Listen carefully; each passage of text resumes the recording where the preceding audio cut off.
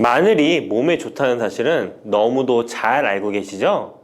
그런데 이것과 함께 먹으면 암과 치매에 걸린다니 깜짝 놀라셨나요? 아무리 몸에 좋은 마늘이지만 함께 먹으면 오히려 몸에 독이 되는 음식들도 있습니다. 그리고 마늘은 생마늘, 구운 마늘, 찐마늘, 절인 마늘, 흑마늘 등 먹는 방법이 다양하잖아요. 이렇게 먹는 방법에 따라서도 우리 몸에 주는 효능이 다르답니다. 여기서 잠깐! 마늘 껍질은 대부분 먹지 않고 버리시잖아요. 마늘 껍질 오늘부터 절대 버리지 마시기 바랍니다. 마늘 껍질을 왜 먹어야 하는지, 그리고 어떻게 먹어야 하는지 알려드릴게요.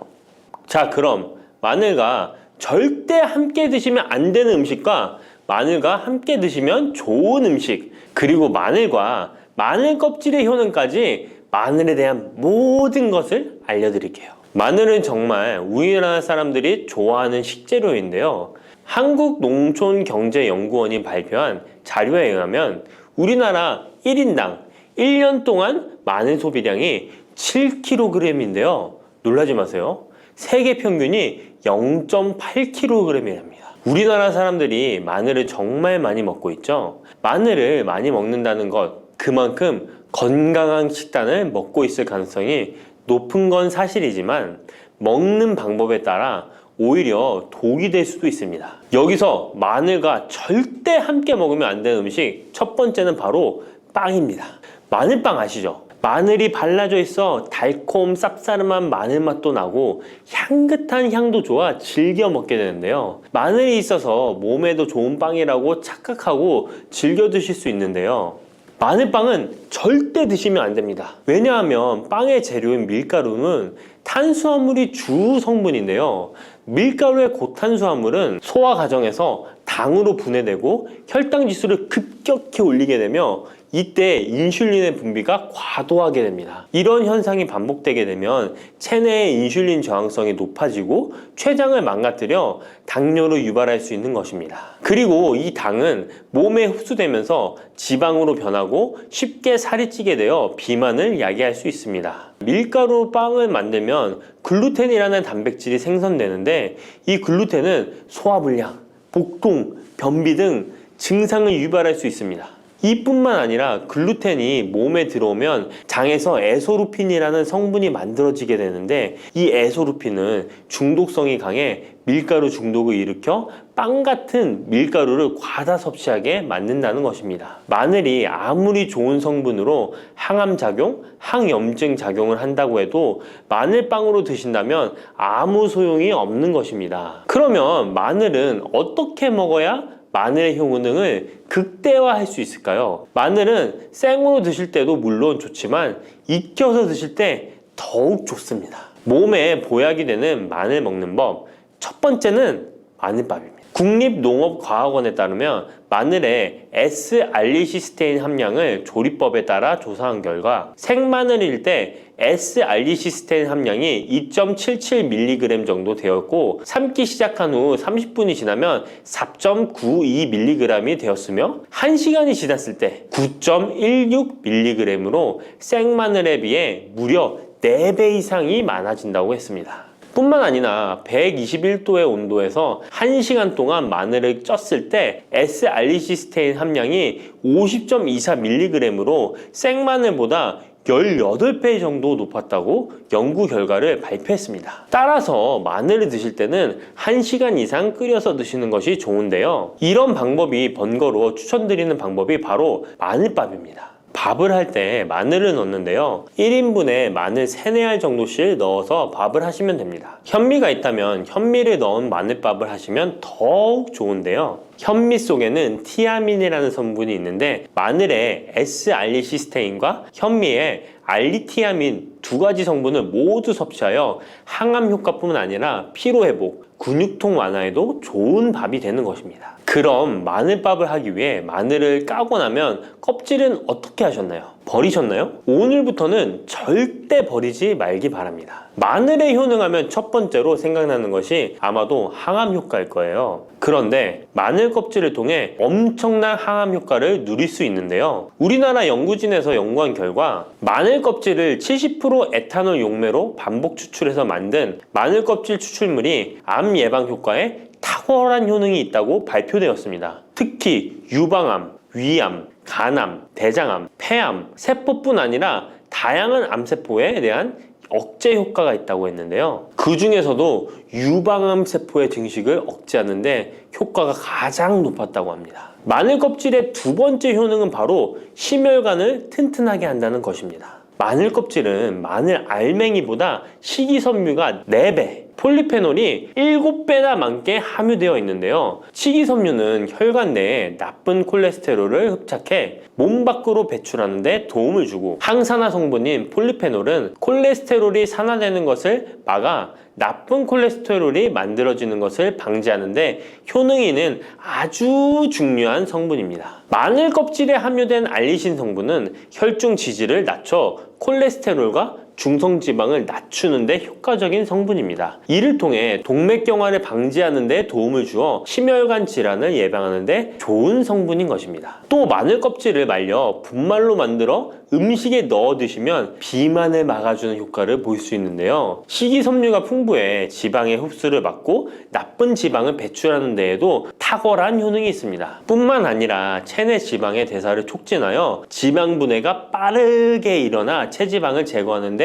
아주 효과적입니다. 그리고 마늘 껍질 분말로 드시는 방법 말고 차로도 드시는 방법이 있는데요. 마늘차 우리는 법을 알려드릴게요. 마늘 껍질을 깨끗하게 씻어 말린 다음에 기름을 두르지 않은 팬에 마늘 껍질을 넣고 볶아주어 수분을 없애줍니다. 이렇게 하는 이유는 수분을 없애는 것도 있지만 마늘 껍질을 열을 가하게 되면 항산화 성분인 폴리페놀과 플라보노이드 성분이 증가하기 때문입니다. 이렇게 수분을 없앤 마늘 껍질을 냉동실에다 보관하셨다가 드실 때 끓는 물에 소주 반 컵을 넣고 물 1리터, 마늘 껍질 15g 정도 넣고 끓여주시면 됩니다. 이렇게 끓인 마늘 껍질 차를 따뜻하게 드셔도 되고 냉장고에 넣어 시원하게 드셔도 괜찮습니다. 마늘이 몸에 좋다고 해서 꿀에 마늘을 재워 드시는 분 계시잖아요. 물론 꿀마늘이 몸에 좋은 분들도 계시지만 꿀과 마늘은 절대 함께 드시면 안 되는 음식입니다. 식품 비방이라는 문헌에 보면 꿀과 마늘은 함께 먹으면 안 된다라고 적혀 있는데요. 그 이유는 꿀과 마늘은 둘 다 열을 내는 뜨거운 음식이기 때문입니다. 꿀과 마늘을 함께 먹게 되면 체질이 맞지 않는 경우에는 부작용이 클 수 있기 때문입니다. 체질에 맞지 않는 분들이 이 꿀마늘을 드시게 되면 눈의 충혈이 잦아지고 노화가 빨라질 수 있습니다. 돋보기를 빨리 쓸 수 있게 된다는 거죠. 또한 두통이 생기며 피부에도 트러블이 생기는 부작용도 있으니 꼭 기억하시기 바랍니다. 당 섭취에 주의하셔야 하는 당뇨, 고지혈증을 갖고 계신 분들이나 암 환자분들은 절대로 꿀마늘을 드시면 안 됩니다. 그렇다면 마늘을 또 어떻게 드시는 것이 좋을까요? 바로 다양한 쌈채소와 함께 드시는 것을 추천드립니다. 마늘의 매운맛을 내는 알리신 성분이 혈관을 건강하게 하여 암을 예방하고 쌈채소를 통해 다양한 비타민과 무기질을 섭취하며 풍부한 항산화 물질도 섭취해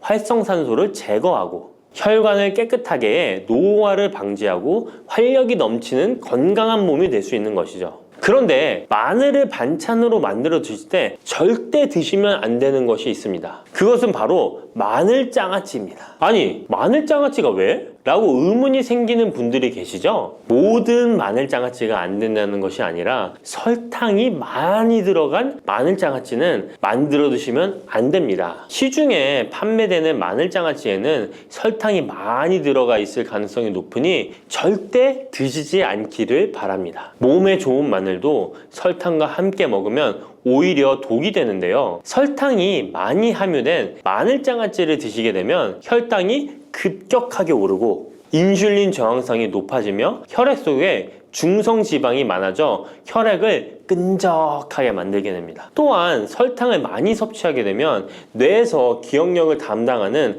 해마의 크기를 줄어들게 해 기억력을 감퇴시키고 나아가 치매를 일으킬 수도 있습니다. 집에서 마늘 장아찌를 담가 드실 때는 설탕을 넣지 말고 건강한 식재료만을 사용하시는 것이, 마늘을 건강하게 드실 수 있는 또 다른 방법은 흑마늘을 추천드립니다. 마늘에 열을 가하면 마늘색이 점점 짙어져 결국 까맣게 변하는 흑마늘이 되는데요. 그 이유는 마늘 속에 있는 당류와 단백질인 아미노산이 반응하여 갈색을 띠는 멜라노이딘 색소가 만들어지기 때문입니다. 이 반응을 마이야르 반응이라고 하죠. 고기를 구우면 빨간색의 고기가 점점 희어지다 갈색으로 변하는 반응과 같은 원리인 것입니다. 이렇게 흑마늘을 만들게 되면 생마늘보다 S알리스테인 성분이 5배가 많아질 뿐만 아니라 새로운 항산화 물질들이 많이 만들어지게 됩니다. 항암 효과가 뛰어난 폴리페놀이 생마늘에 비해 4배 이상 많아지고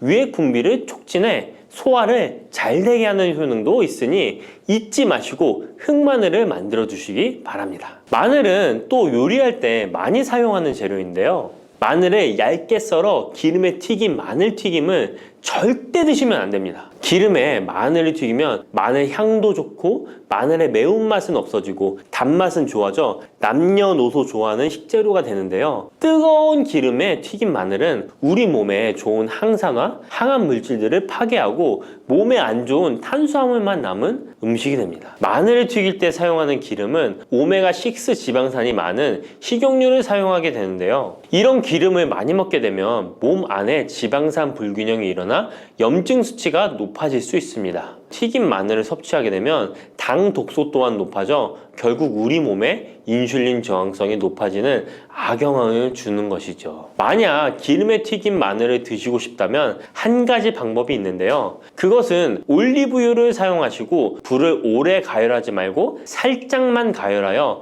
마늘도 튀기듯이 오래 하지 말고 살짝만 익혀서 드시면 향도 좋고 몸에도 좋은 마늘을 드실 수 있습니다. 올리브유를 이용한 마늘을 드시는 방법 하나 더 알려드리겠습니다. 그것은 올리브유에 마늘을 재워 먹는 방법인데요. 먼저 마늘을 끓는 물에 넣어 5분 정도 데쳐주시고요. 소독된 병에 마늘을 담고 올리브유를 가득 담아줍니다. 이때 통후추를 조금 넣어주면 풍미를 더욱 높일 수 있습니다. 올리브유와 마늘이 만나 항산화 성분, 항암 물질이 극대화되어 혈관을 튼튼히 하고 혈전의 생성을 막고 혈류를 원활하게 하여 치매를 예방하고 심장마비와 뇌졸중까지 예방할 수 있는 보약이 되는 것입니다. 이렇게 만든 마늘 올리브유 절임은 반찬으로 드셔도 좋고 생선 요리를 할 때 이 마늘을 으깨어 생선에 발라주면 생선 비린내를 잡아줄 뿐만 아니라 마늘과 올리브유의 풍미가 더해져서 더욱 맛있는 요리가 될 수 있습니다. 이렇게 좋은 마늘도 드실 때 주의하셔야 할 분들이 계신데요. 마늘의 효능 중에 혈전을 제거하고 혈류를 원활하게 하는 효능이 있었잖아요. 이런 효능이 혈액을 묽게 만들기 때문인데요.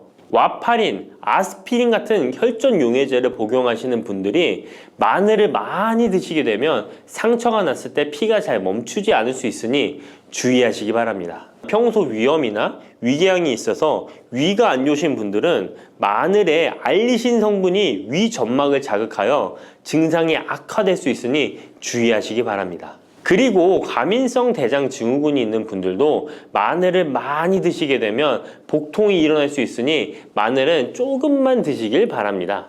부추와 이것을 함께 드시면 죽어가던 혈관이 살아나고 치매가 예방됩니다.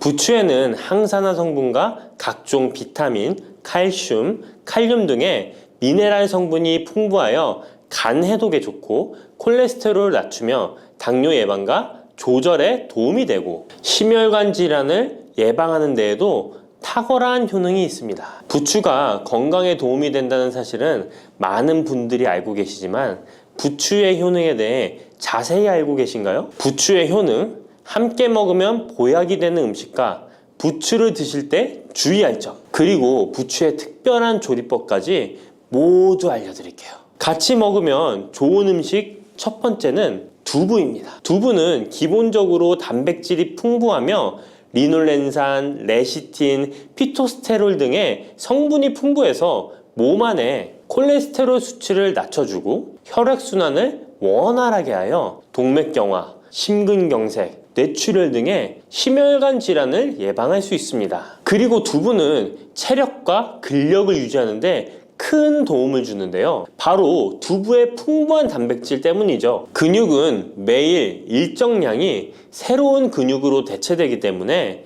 매일 단백질을 공급해줘야 하는데요. 우리 몸에 단백질을 공급해주기 위해 정말 유용한 음식이 두부인 것이죠. 또한 두부에는 콜린이 풍부한데 콜린은 알츠하이머성 치매를 예방하는데 탁월한 효능을 발휘합니다. 그리고 두부는 건강하게 장수하는 데 도움이 되는데요. 많은 과학자들의 연구 결과 건강하게 장수한 사람들의 특징이 식물성 단백질을 꾸준히 섭취했다는 사실을 발견했고, 동물성 단백질을 식물성 단백질로 바꿔 섭취했을 때 사망의 위험성이 낮아진다는 연구 결과도 있습니다. 이런 두부와 부추가 만나게 되면 심혈관 질환을 예방하는데 시너지 효과가 나오게 됩니다. 부추의 풍부한 황화아릴 성분이 혈관 내의 노폐물을 제거해주고 나쁜 콜레스테롤도 녹여주는 효과가 있는데요. 그렇게 되면 혈액은 깨끗해지고 혈액순환이 원활하게 되어 심혈관 질환을 예방할 수 있습니다.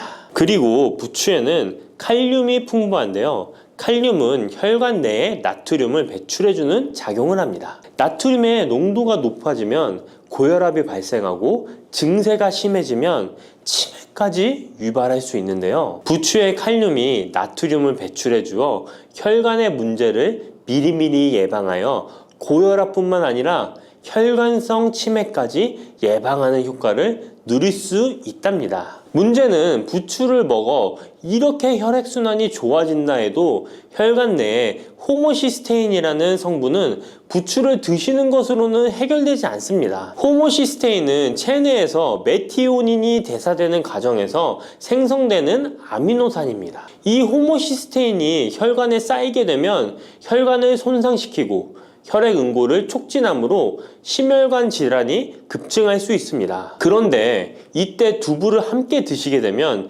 혈관 내 호모시스테인을 제거하는데 놀라운 효과를 볼 수 있는데요. 바로 두부의 풍부한 엽산이 호모시스테인을 몸 밖으로 배출해 주는데 탁월하기 때문이죠. 이 엽산이 호모시스테인을 다시 메티오닌으로 전환시켜 독성을 완화시킬 수 있습니다. 앞에 말씀드렸다시피 두부에 단백질이 풍부하다는 사실은 알고 계실 거예요. 그런데 단백질의 양이 고기보다 훨씬 많다는 사실은 모르셨죠? 나이가 들수록 고기가 소화가 잘 안 되어 잘 안 드시게 되는 분들이 많이 있습니다. 그리고 우리나라 성인들의 단백질 섭취량이 많이 부족하다는 통계 자료도 있습니다. 두부를 드시게 되면 부족한 단백질을 충분히 보충해 주어 근육을 튼튼하게 하는 데 도움이 되고, 이는 관절염과 통증을 예방하는 데에도 도움이 되는 것이죠. 그리고 두부에는 이소플라본이란 성분이 많이 들어있는데요. 이소플라본은 칼슘의 흡수를 도와주고 뼈에서 칼슘이 빠져나가는 증상까지 막아주는 효능이 있습니다. 이런 효능으로 노년기 골다공증을 예방하는 데 큰 역할을 해줄 수 있죠. 다만 이런 두부는 찬 성질을 가지고 있어 몸이 찬 분들이 드시면 소화가 잘 안 될 수 있는데요. 부추와 함께 드시면 이런 문제를 해결할 수 있습니다. 부추는 따뜻한 성질을 가지고 있기 때문에 두부의 찬 성질을 중화시켜 줄 수 있습니다. 그럼 두부와 부추를 함께 드시는 방법 알려드릴게요. 먼저 두부를 면포에 담아 물기를 빼주며 으깨주세요. 으깬 두부와 잘게 썬 부추에 계란을 넣어 반죽을 해줍니다. 그리고 달궈진 팬에 기름을 넣어 주시는데요. 이때 기름은 오메가3가 풍부한 올리브유나 들기름을 사용해 주세요. 반죽을 넣고 잘 부쳐주면 두부 부추전이 완성됩니다. 두 번째, 부추와 함께 먹으면 보약이 되는 음식은 사과입니다. 부추를 사과와 함께 드시게 되면 사과의 풍부한 항산화 물질들이 혈관을 보호하고 유기산이 우리 몸의 신진대사를 촉진해 주어 몸속에 생성되는 발암 물질들을 몸 밖으로 빠르게 배출시켜 줍니다.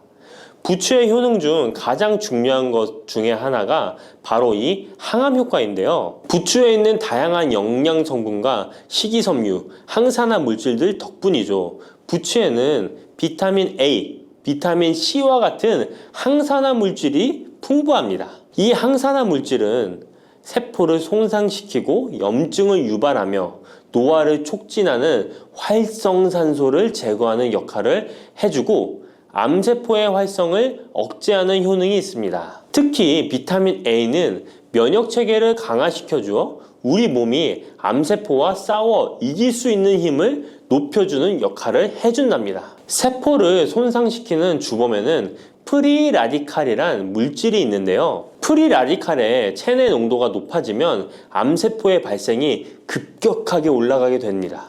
이런 나쁜 물질을 부추의 비타민 C와 비타민 E가 제거해 주어 암을 예방하는 효과가 있다는 것이죠. 그리고 부추와 사과에는 수용성 식이섬유가 많이 들어있는데요. 이 식이섬유는 소화 기능을 건강하게 유지할 뿐만 아니라 특히 대장암 같은 소화계통의 암을 예방하는 데 큰 도움을 줍니다. 그리고 식이섬유가 풍부한 부추와 사과는 혈당 관리에 도움을 주어 당뇨를 예방하고 개선하는 데 큰 역할을 하는데요. 식이섬유는 혈관 내에 콜레스테롤을 배출하는 데 도움을 주고 당 성분이 장에서 천천히 흡수되도록 해주어 혈당이 급격히 오르는 것을 방지해 줍니다. 이렇게 되면 췌장에서 인슐린이 분비되는데 충분한 시간을 벌어주어 췌장이 혹사되는 것도 예방해 주는 것이죠. 그럼 부추와 사과는 어떻게 드시면 좋을까요? 먼저 각종 채소로 샐러드를 만들어 드실 때 부추와 사과를 채를 썰어 함께 드셔도 정말 맛있게 드실 수 있습니다. 그리고 부추와 사과를 함께 갈아서 주스로 만들어 드셔도 좋은데요. 만드는 방법도 아주 간단합니다. 먼저 잘 씻은 부추를 적당한 크기로 잘라주시고 사과도 가운데 씨를 빼고 적당하게 잘라줍니다. 믹서기에 넣고 물 1컵, 올리브 오일을 1스푼 넣어줍니다. 올리브 오일을 넣으면 부추의 영양성분 흡수율을 몇 배나 올려줄 수 있습니다. 이렇게 넣고 갈아주기만 하면 부추 사과 주스 완성입니다. 세 번째, 부추와 함께 먹으면 보약이 되는 음식은 돼지고기입니다. 부추의 강력한 생명력은 지친 간을 되살리는데도 그 효능이 뛰어나 간에 쌓인 독소를 제거하는데도 효과적인데요. 부추에 함유된 베타카로틴과 클로로필 같은 간세포를 보호하고 간의 재생을 촉진해주는 역할을 해줍니다. 그리고 부추에 함유된 사포닌 성분은 지방간을 예방하고 간의 부담을 덜어주는데 많은 도움을 줄 수 있습니다. 또한 황화알릴이라는 성분이 풍부한데 이 성분은 간의 면역력을 강화해주고 간의 여러 질환을 예방해주는 효능이 있습니다. 여러분 혹시 글루타치온이라는 영양제 들어보셨나요? 부추에는 체내에서 이 글루타치온을 합성할 때 필요한 황화합물이 풍부하여 간의 해독작용을 높여줄 수 있습니다. 이때 돼지고기를 부추와 함께 드시면 우리 몸에 보약이 되는데요. 부추의 알리신 성분이 돼지고기의 비타민 B1의 흡수율을 높여줍니다. 또한 부추의 따뜻한 성질이 돼지고기의 찬 성질을 보완해 주어 소화가 잘 되도록 도와주고 위장 건강에 도움을 줄 수 있습니다. 그리고 영양학적으로도 서로 보완이 되어 균형 잡힌 식사가 될 뿐만 아니라 혈액순환 개선, 면역력 강화, 피로 해소, 에너지 증진, 항암 효과 등을 더 효과적으로 얻을 수 있습니다. 그렇다면 부추와 돼지고기는 어떻게 드시면 될까요? 돼지고기 수육을 부추와 함께 쌈을 싸서 드셔도 좋지만 반찬으로 만들어 먹을 수 있는 방법을 제가 알려드릴게요. 바로 돼지고기 부추볶음인데요.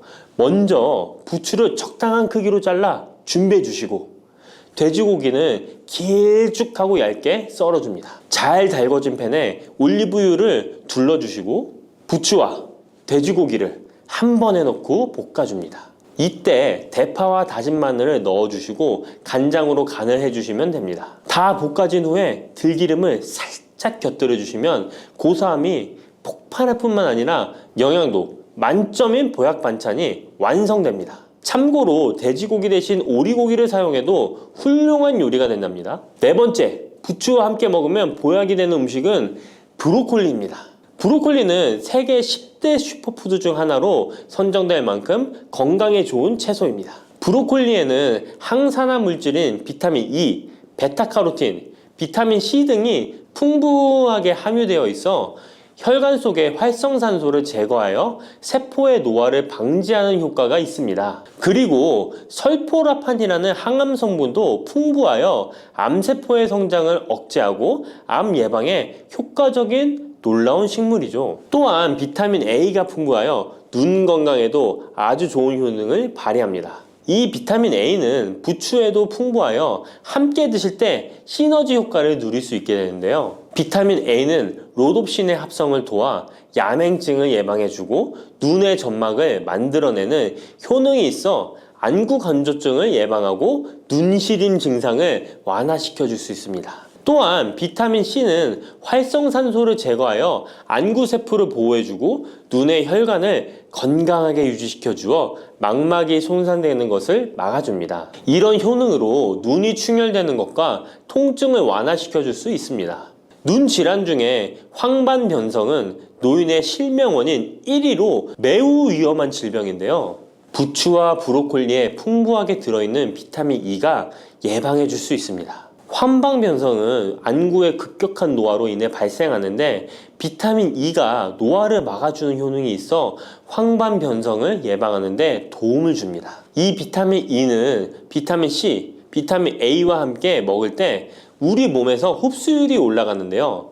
그렇기 때문에 부추와 브로콜리를 함께 먹으면 눈을 건강하게 하는데 높은 시너지 효과를 가질 수 있습니다. 그렇다면 부추와 브로콜리는 어떻게 드실 수 있을까요? 지금 바로 함께 먹는 특급 조리 방법을 알려드릴게요.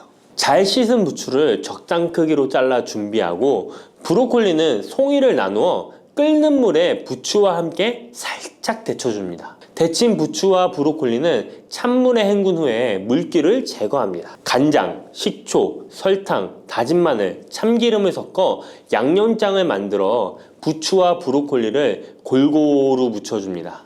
마지막으로 통깨를 뿌려주면 맛있는 부추 브로콜리 무침이 완성됩니다.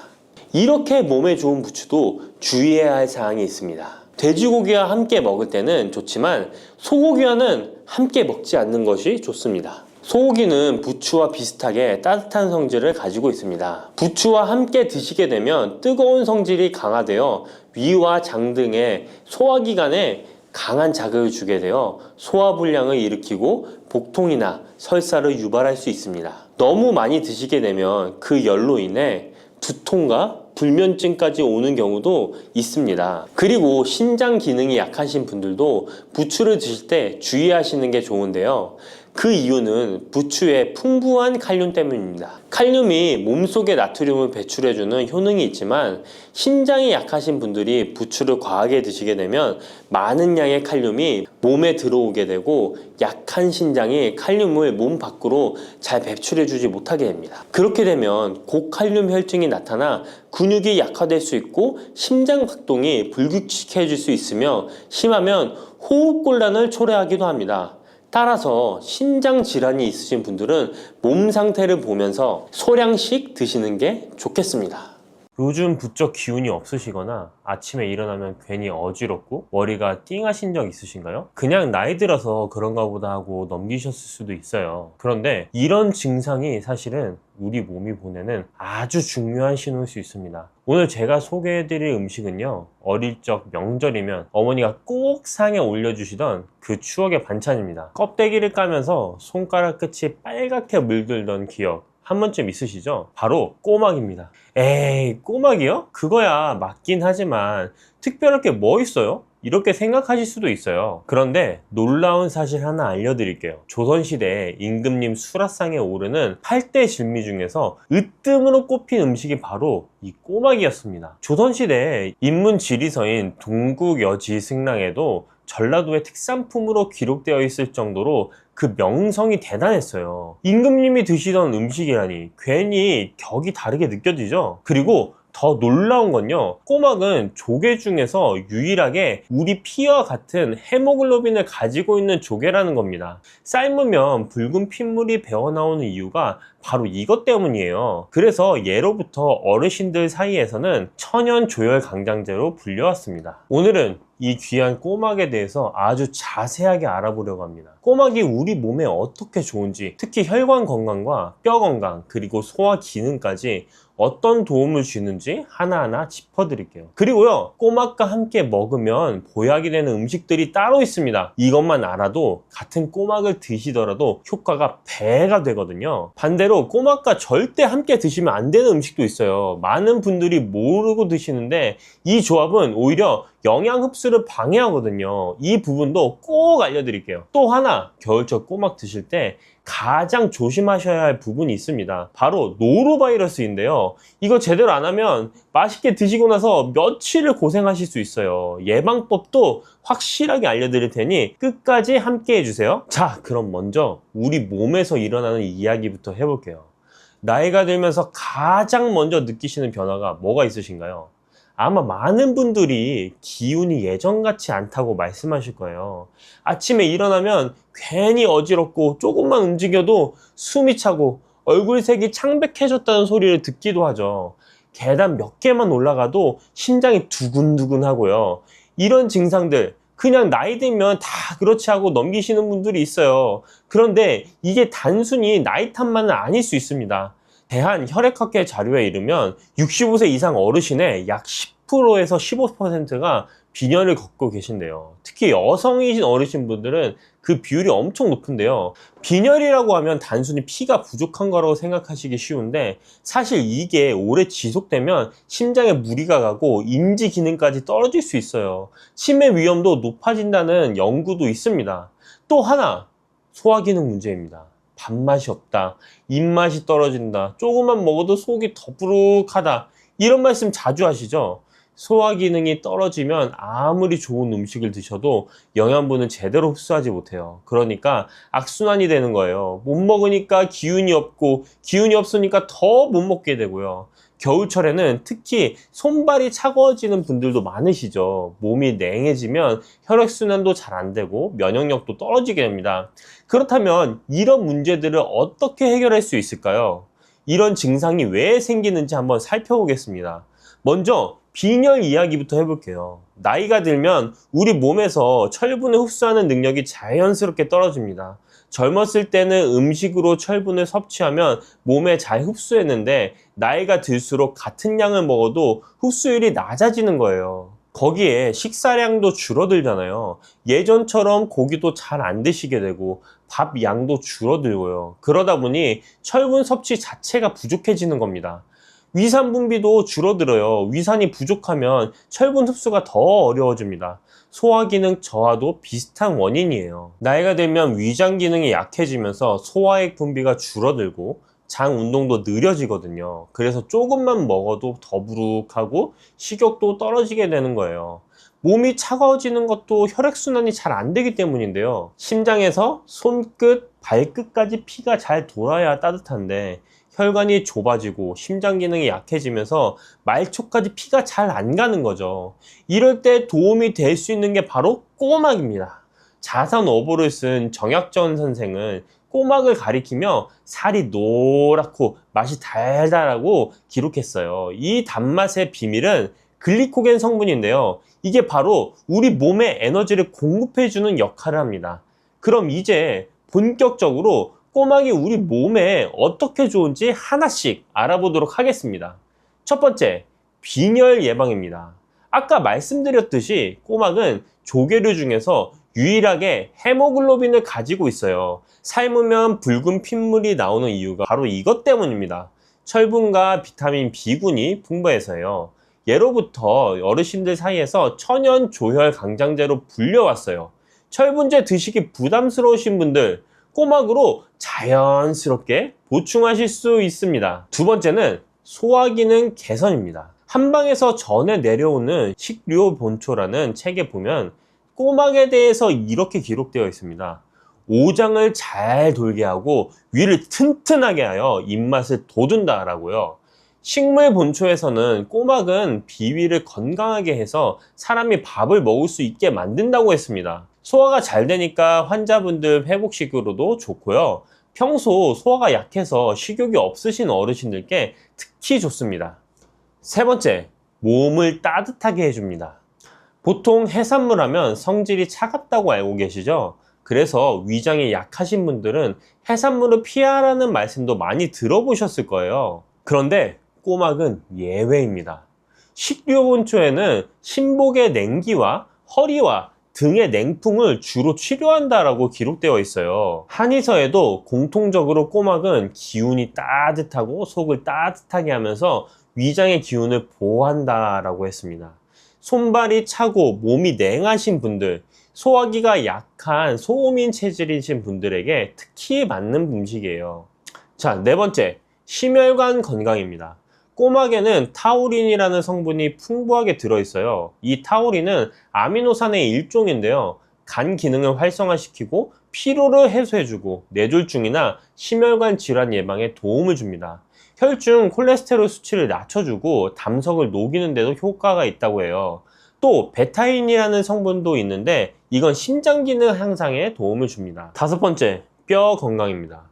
꼬막에는 칼슘과 인이 풍부하게 들어있어요. 골다공증 위험이 높은 어르신들께 아주 중요한 요소죠. 재밌는 민간요법 하나 알려드릴게요.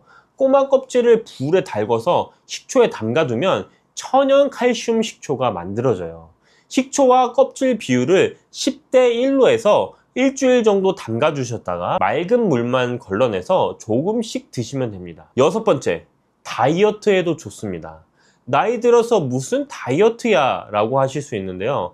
적정 체중을 유지하는 건 건강을 위해서도 중요합니다. 꼬막은 단백질 함량이 14%예요. 전복이 12.9%인데 그보다 높습니다. 그런데 칼로리는 100g당 81칼로리밖에 안 되고 지방도 1g 정도로 아주 낮아요. 포만감은 높으면서 칼로리 섭취는 적으니까 체중 관리에 딱이죠. 이 외에도 비타민 B12는 적혈구 생성과 신경계 기능 유지에 필수적이고요. 셀레늄은 항산화 작용을 해서 활성산소를 줄여줍니다. 아연은 면역력을 강화해주고요. 정말 보약이 따로 없죠.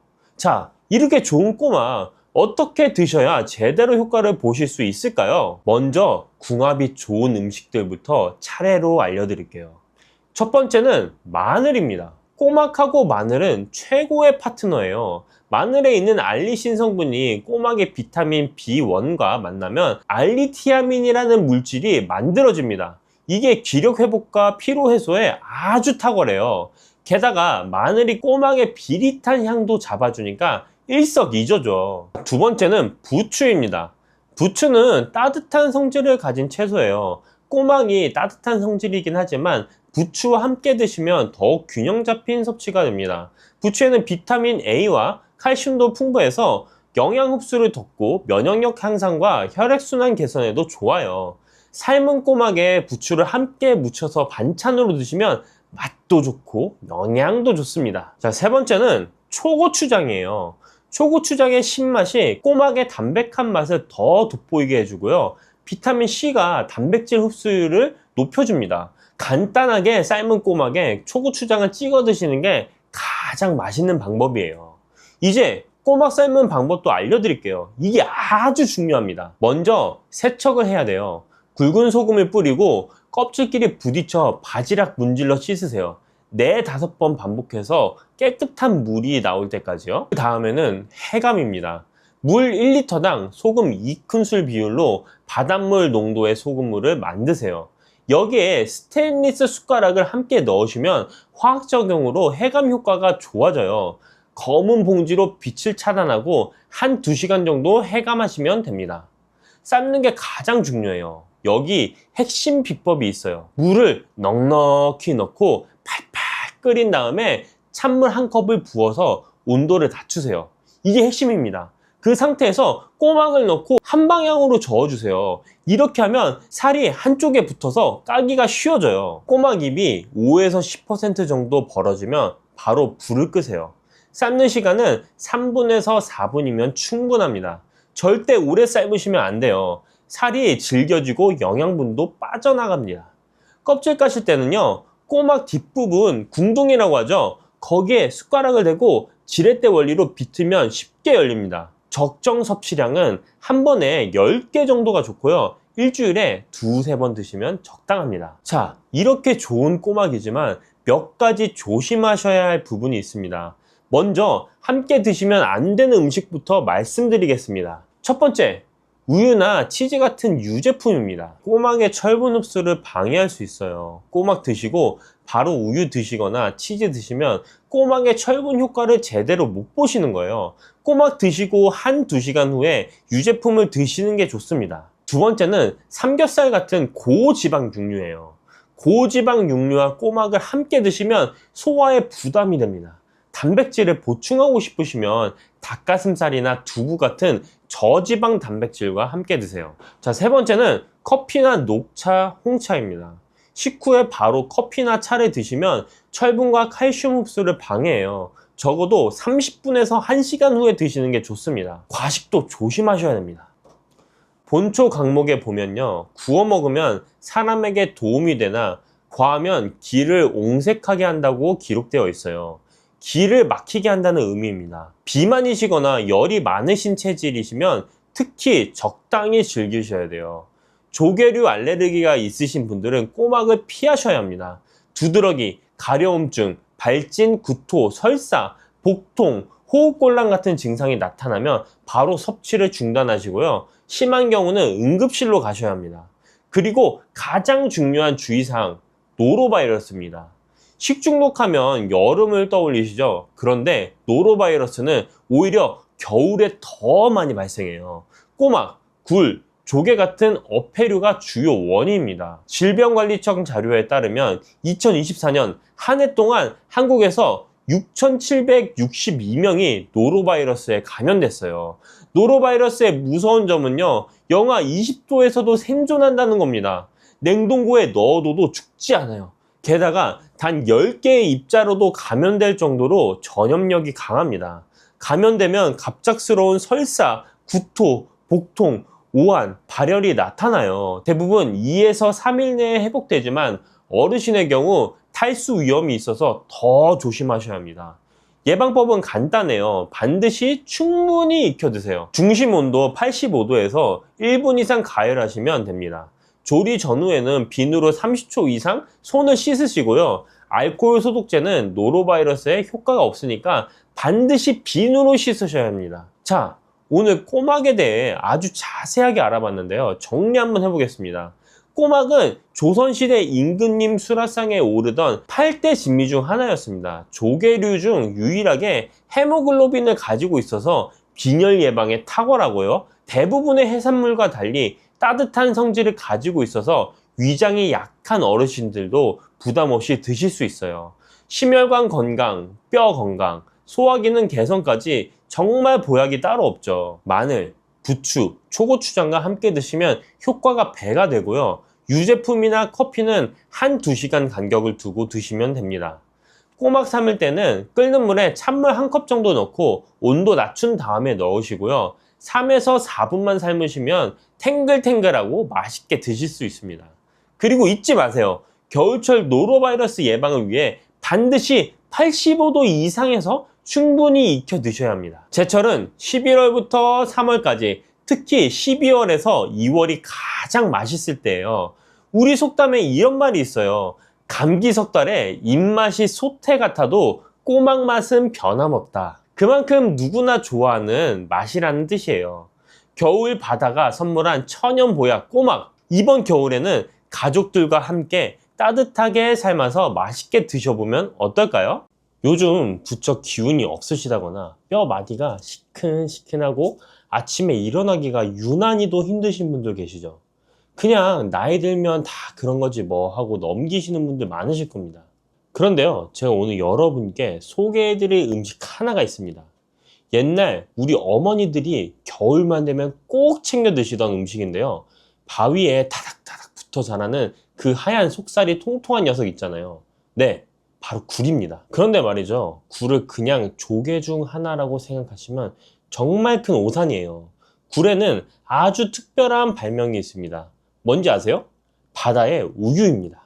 우유가 육지에서 나는 가장 완전한 식품이라면 굴은 바다에서 나는 가장 완전한 식품이라는 뜻이에요. 그리고 또 하나, 굴의 한자 이름이 석화인데요. 이게 무슨 뜻인지 아세요?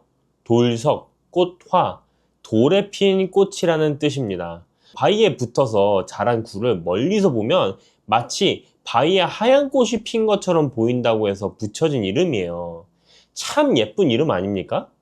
오늘은 이 바다의 우유, 돌에 핀 꽃, 굴에 대해서 제대로 한번 알아보려고 합니다.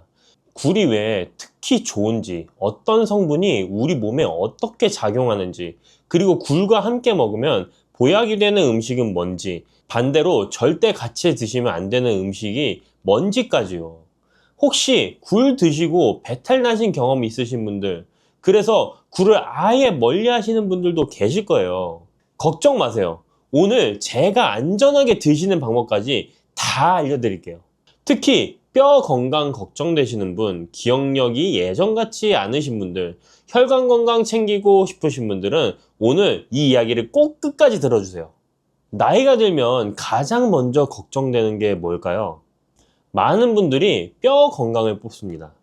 예전엔 계단 오르내리는 거 아무렇지도 않았는데 요즘은 무릎이 시큰거려서 넘어지면 큰일 난다고 해서 겨울엔 외출도 조심스러웠습니다.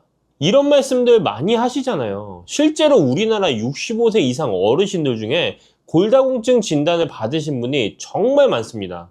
특히 여성분들은 폐경 이후 급격하게 뼈가 약해지고요. 그리고 또 하나, 기억력 문제도 있습니다.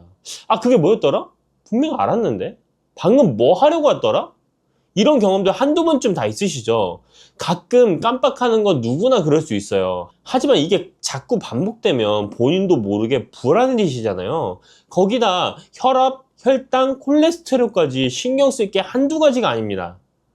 병원에서는 이것저것 챙겨 먹으라고 하는데 약만 한 움큼씩 드시다 보면 대체 뭘 어떻게 먹어야 되나 싶으실 때도 있으시죠?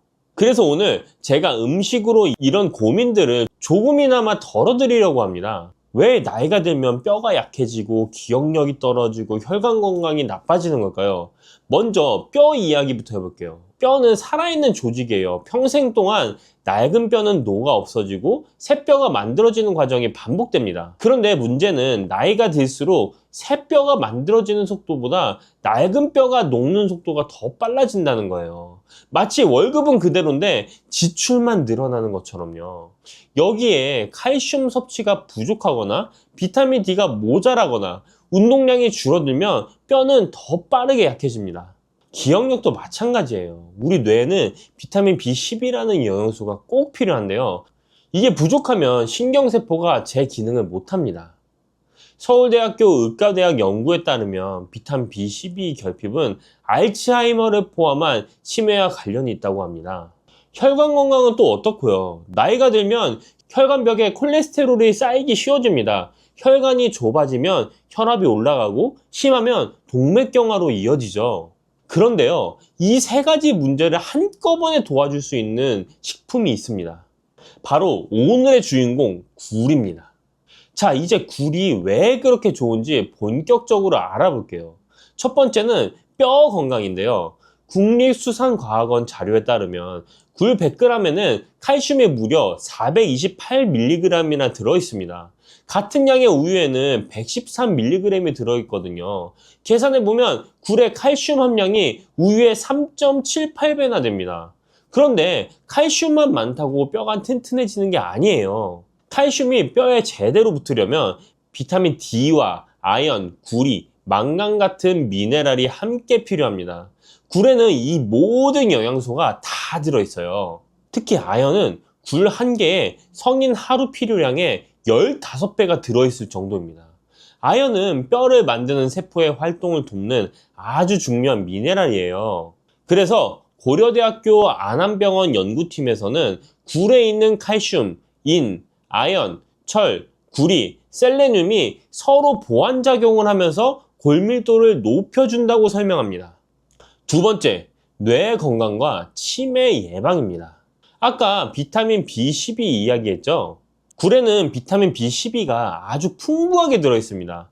그뿐만이 아니에요. 국립암센터 연구 자료를 보면 굴에 들어있는 타우린과 DHA, 비타민 등이 치매를 일으키는 뇌 단백질인 베타 아밀로이드 성분을 억제해서 치매 예방에 도움이 된다고 합니다. 참치가 DHA가 많기로 유명하잖아요. 그런데 굴에는 참치보다 2배 이상 높은 DHA가 들어있습니다. 세 번째는 심혈관 건강인데요. 굴 100g에는 타우린이 무려 1130mg이나 들어있어요. 타우린이 뭐냐고요? 혹시 피로회복제 광고에서 타우린 몇천 mg 함유라는 말 들어보신 적 있으시죠? 타우린은 콜레스테롤 생성을 억제하고 혈압을 낮추는 효과가 있습니다. 거기다 굴에 들어있는 EPA는 혈액 중에 중성지방과 콜레스테롤을 낮춰서 동맥경화, 고혈압, 뇌출혈 예방에 도움을 줍니다. 네 번째는 당뇨 개선인데요.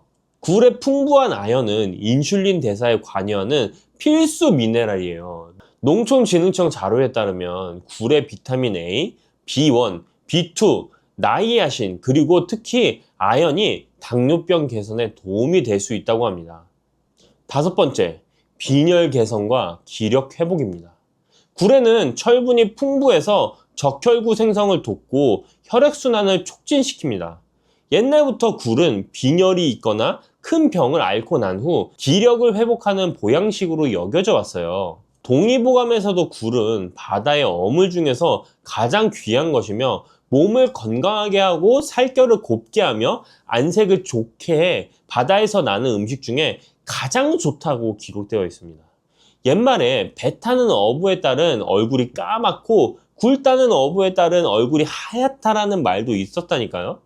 그만큼 굴의 효능이 예로부터 인정받아 왔다는 거죠. 자, 그러면 이 좋은 굴은 어떻게 드시면 좋을까요? 여기서 아주 중요한 이야기를 해드려야겠습니다.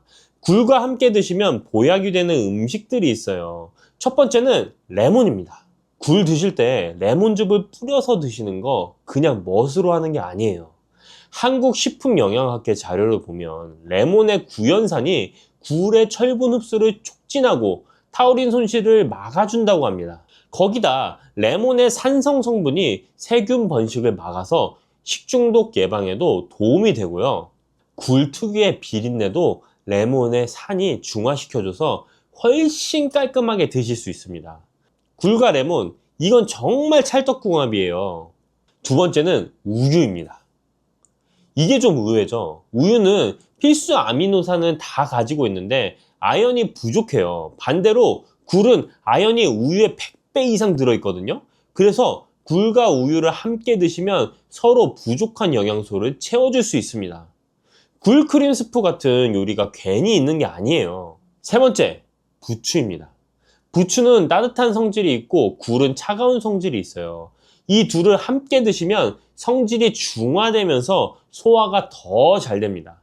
부추에 들어있는 비타민과 철분이 굴과 만나면 신진대사도 활발해지고요. 굴부추전, 굴부추무침 다 이유가 있는 조합입니다. 네 번째는 생강입니다. 아까 말씀드렸듯이 굴은 성질이 차가워요. 그래서 속이 냉하신 분들이 굴을 드시면 가끔 배가 불편하실 수 있는데요. 이때 따뜻한 성질의 생강을 곁들이면 굴의 찬 기운을 중화시켜 줍니다. 특히 생강 식초에 굴을 찍어서 드시면 소화도 잘 되고 맛도 개운해요. 자, 그럼 조리법도 알려드릴게요. 가장 추천하는 건 굴국이에요. 다시마 육수에 무를 넣고 끓이다가 무가 익으면 두부와 굴을 넣고 2분만 더 끓이시면 됩니다. 여기서 포인트는 굴은 오래 끓이면 질겨지고 맛이 없어져요. 그래서 새우젓으로 간을 하시고 대파 송송 썰어 넣으시면 속이 든든하고 소화도 잘 되는 보양식이 완성됩니다.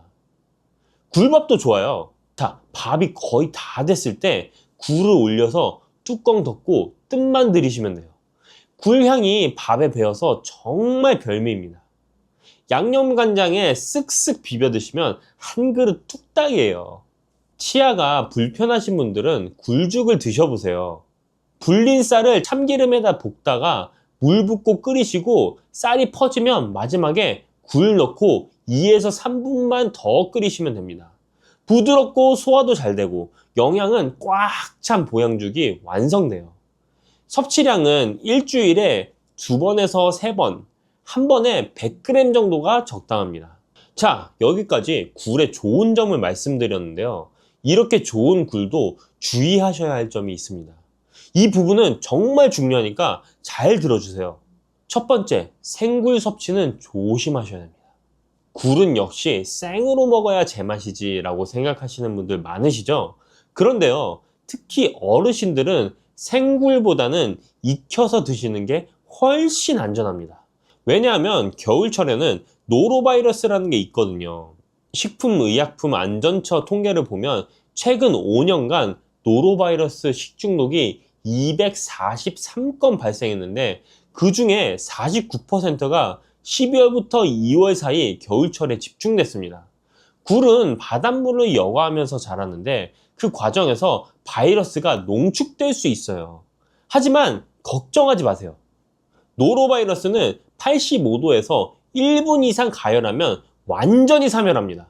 그러니까 굴국, 굴밥, 굴전처럼 익혀서 드시면 전혀 문제가 없어요.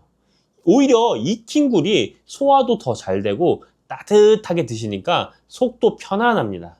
그래도 나는 생굴 특유의 그 짭짤하고 시원한 맛을 포기할 수 없어! 하시는 분들 계시죠? 네, 저도 충분히 이해합니다. 생굴의 그 싱싱한 맛은 정말 익힌 굴과는 또 다른 별미이니까요.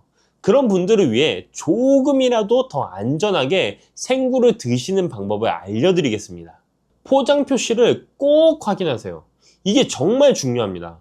굴 제품 포장에 가열 조리용, 익혀 먹는 등의 표시가 있는 제품은 반드시 익혀서 드셔야 합니다. 노로바이러스가 확인된 해역의 생산물은 가열 조리용, 익혀 먹는 등의 표시를 붙여서 유통하도록 되어 있기 때문입니다. 그러니까 마트나 시장에서 굴을 사실 때 포장을 잘 살펴보시고 생식용인지 가열 조리용인지 꼭 확인하세요. 또한 물을 갈면 식중독균을 억제하는 알릴 이소티오시아네이트라는 성분이 나옵니다.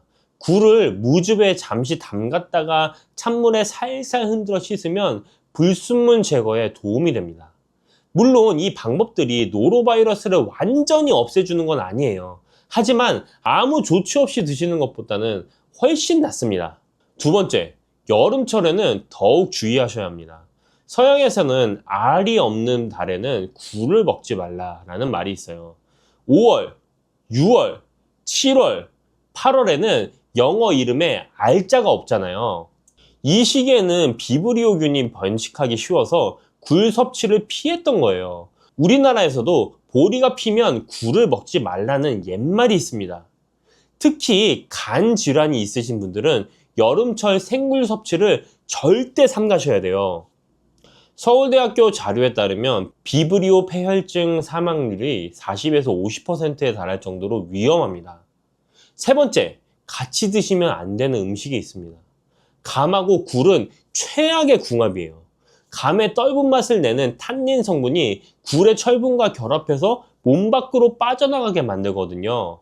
굴 드시고 후식으로 감 드시는 건 피해주세요. 커피도 마찬가지예요. 커피에도 탄닌이 있어서 굴의 아연 흡수를 방해합니다. 굴 드신 후에는 커피보다 따뜻한 보리차나 생강차가 더 좋습니다.